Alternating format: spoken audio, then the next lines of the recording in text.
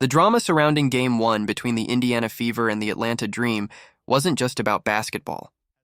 It was about survival, frustration, and a deep sense that something bigger than the scoreboard was at play. From the opening tip, the Fever weren't just facing Atlanta, they were fighting through the wreckage of a season ravaged by injuries. Playing with half a roster, and then clashing with officiating so lopsided it left fans furious, players livid, and their head coach literally silenced with a technical foul.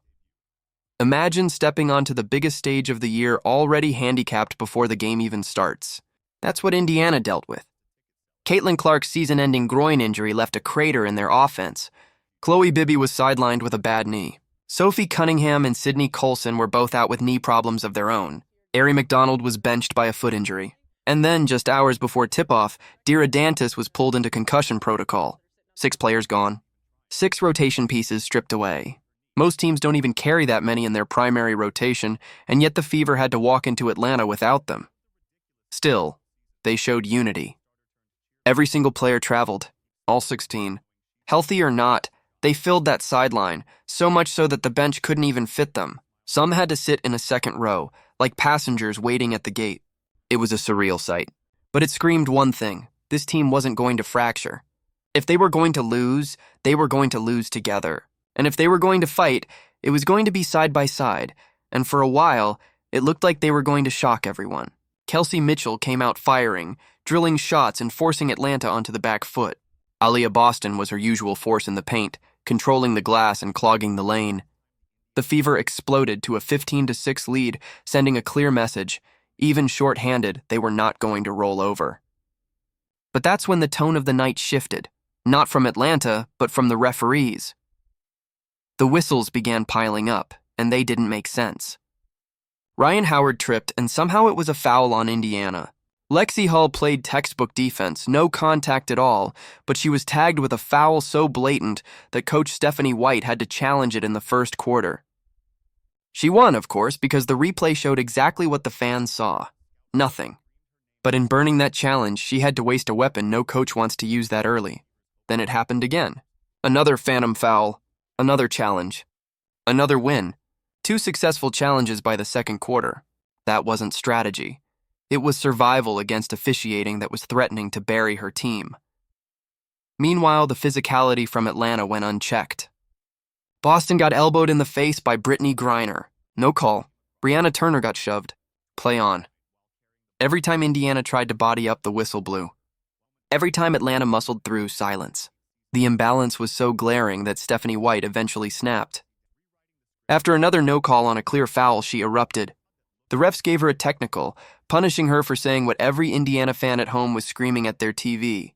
Even the players knew they were trapped in a no-win scenario. Lexi Hull admitted they'd have to learn how to play through it, saying playoff basketball is physical, but adding that they'd have to work on not letting the referees dictate their rhythm. That's a polite way of saying they were robbed of their flow. And Odyssey Sims? She got hit with her own foul for diving on the floor for a loose ball, the kind of hustle coaches beg for in the postseason.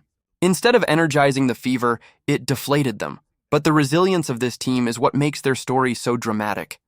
Even when the calls piled up and the injuries had already left them gutted, they kept swinging. Kelsey Mitchell was the beating heart of the offense, scoring 27 points, her playoff career high. She wasn't just efficient, she was relentless. Every time the Dream threatened to pull away, Mitchell dragged Indiana back. Step-back jumpers, drives through traffic, clutch free throws. She did it all, and she did it knowing she was the only true offensive engine left. Boston, battered by double teams and foul trouble, still fought her way to 12 rebounds. She wrestled in the paint like every possession was her last, even as whistles forced her to tiptoe around contact. Offensively, she only managed 8 points, but her sheer will on the glass kept Indiana in the game longer than the numbers suggested they should have been. Lexi Hull added 9, including one of the few threes the Fever hit all night. It wasn't flashy, but it was gutsy. And gutsy was the only way they were going to stay alive. Meanwhile, Atlanta flexed their depth. Ryan Howard and Alicia Gray combined for over 40 points, and Naz Hillman poured in 16 off the bench. Brittany Griner drew double teams that freed up shooters all night. The Dream had waves of players to rotate in. Indiana had fatigue, foul trouble, and prayers. The contrast was stark, and by the second half, The officiating mistakes had done enough damage to give Atlanta the edge they needed. The Fever shot under 35% from the floor and went just 2 of 15 from beyond the arc. Without Clark stretching defenses, Atlanta packed the paint and dared them to shoot from outside. That strategy worked, and it made the Dream's lead feel insurmountable by the fourth quarter. Still, Indiana refused to fold. The game ended with the Dream ahead, but the bigger story was what the Fever endured to even stay competitive. 6 players injured, phantom fouls, technicals against their coach, every possible disadvantage stacked against them, and yet they battled until the buzzer. Now the stage shifts to Indianapolis. For the first time since 2016, the Fever will host a playoff game at Gainbridge Fieldhouse.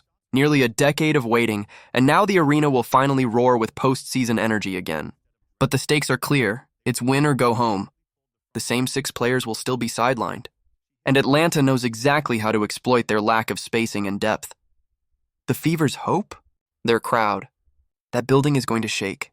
Nearly 17,000 fans, starved for playoff basketball, will be there to scream, to lift their team, to create an atmosphere that can rattle even the most confident opponent. Mitchell can score 27 again, Boston can battle again, Hull can scrap again. But without the crowd, without that emotional lift, it may not be enough. This series isn't just about basketball anymore. It's about resilience. It's about whether a team that's been knocked down all year can stand one more time in front of its home fans and refuse to let the season end. It's about pride. It's about proving that even when robbed by injuries, even when robbed by whistles, the Indiana Fever can't be robbed of their fight. So, what do you think? Were the Fever truly robbed by the referees in Game 1? Or was it just the cruel nature of playoff basketball?